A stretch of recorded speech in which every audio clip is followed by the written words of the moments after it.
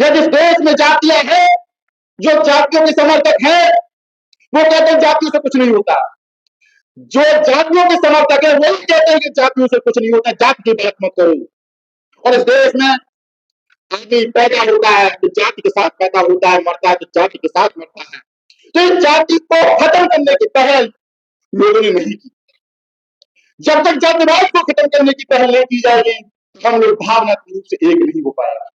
बाबा साहब चाहते थे कि जो जातिगत समस्या है वो खत्म होनी ही चाहिए, लेकिन हम लोग पहले इसके कुछ लोगों की गद्दारी के कारण, इस देश की फूट के कारण वो लोकतंत्र खत्म हो गया। ये देश उस लोकतंत्र को एक बार गवा चुका है। बौद्ध भिक्षुओं से बौद्ध धर्म को पढ़ने से पता चलता है कि यहाँ पर लोकतंत्र था। उस लोकतंत्र को ये देश गवा चुका है। ये देश स्वतंत्र था, लेकिन अपने कुछ लोगों की गद्दारी के कारण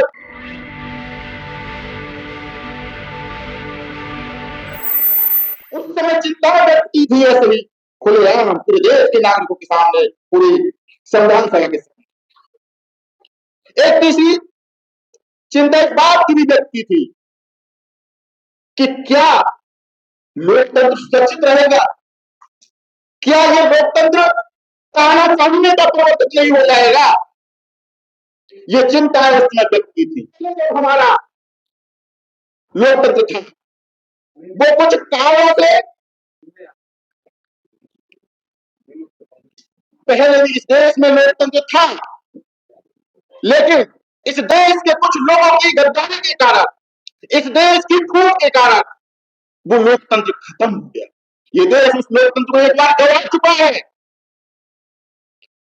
बौद्ध भिक्षुओं से बौद्ध धर्म को पढ़ने से पता चलता है कि यहाँ पर लोकतंत्र था। उस लोकतंत्र को ये देश गवा चुका है। ये देश स्वतंत्र था, लेकिन अपने कुछ लोगों की गद्दारी के कारण हम लोग उसको गवा चुके हैं। अब ये लगता है कि क्या हम अपने संविधान को गवाने जा रहे हैं, क्या हम पुनः इस लोकतंत्र को गवाने जा रहे हैं? निश्चित गवाने जा रहे हैं, क्योंकि हमने वो बातें नहीं मानी जो बाबा साहब हमसे चाहते थे। बाबा साहब ने कहा था कि बेटे बहुत सारे मत मतांतर हैं हमारे देश में, जातिगत धार्मिक रूप से बहुत सारे मत मतांतर हैं। उन मत मतांतरों के कारण पहले भी हमारा नुकसान हुआ, आज भी मत मतांतर है।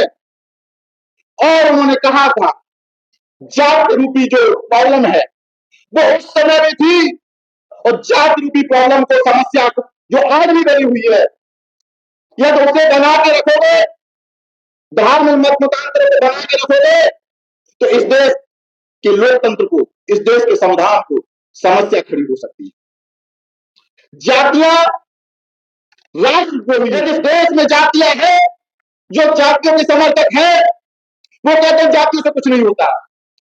जो जातियों के समर्थक है वही कहते हैं कि जातियों से कुछ नहीं होता, जाति की बात मत करो।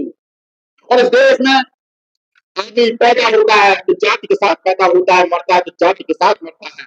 तो इस जाति को खत्म करने की पहल लोगों ने नहीं की। जब तक जातिवाद को खत्म करने की पहल नहीं की जाएगी, हम लोग भावनात्मक रूप से एक नहीं हो पाएगा। बाबा साहब चाहते थे कि जो जातिगत समस्या है वो खत्म होनी ही चाहिए, लेकिन हम लोग पहल नहीं कर पाए। जातिगत प्रॉब्लम बनी हुई है, उसके साथ साथ एक समस्या है बताइए कि हम लोग धार्मिक आधार पर बटे हुए हैं। धार्मिक आधार आपके व्यक्तिगत जीवन का आधार हो सकता है। आप किस धर्म को मानते हो वो आपका व्यक्तिगत धर्म हो सकता है। आप हिंदू हो सकते हो, आप बौद्ध हो सकते हो, क्रिश्चियन हो सकते हो, कोई भी हो सकते हो, लेकिन लोग हमेशा ये सोच के चलते हैं कि मैं हिंदू हूं, ब्राह्मण हूं, सिख हूं, ईसाई हूं। बाबा साहब चाहते थे कि आपके दिल के अंदर यही भावना रहे कि मैं प्रारंभ में भी भारतीय हूं और अंत में भी भारतीय हूं, भारतीय के सिवा कुछ नहीं। यदि ये बात हम सबके दिल में आ जाए कि हम सब भारतीय हैं, भारतीय के अतिरिक्त कुछ नहीं है, ये भावना आ जाएगी, तभी जो डिस्क्रिमिनेशन होता है, जो भेदभाव होता है, जो समस्या पैदा हो रही है, वो खत्म हो पाएगी।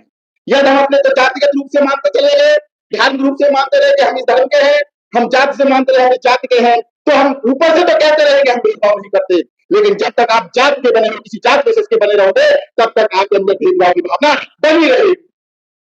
इस समय जो लोग अपने को राष्ट्रवादी कहते हैं, वो जातिगत भावना को बढ़ा रहे हैं, जब वो खत्म की जानी चाहिए थी, मगर रिवर्स डायरेक्शन में वर्क शुरू हो चुका है। क्या ये चिंता की बात नहीं है? ये चिंता की बात। पहले जो जातिवाद का खुलेआम था, हम लोग समझ जाते थे। आज का जातिवाद इतना माइन्यूट रूप से किया जा रहा है कि आम व्यक्ति कह रहा है जातिवाद खत्म हो गया। वास्तव में जातिवाद की जगह ज्यादा से ज्यादा मजबूत की जा रहा है। ये चिंता की बात। पहले के जातिवाद को आसानी से कोई भी कह देता था कि ऐसा है वैसा है, ये जातिवाद कर रहा है।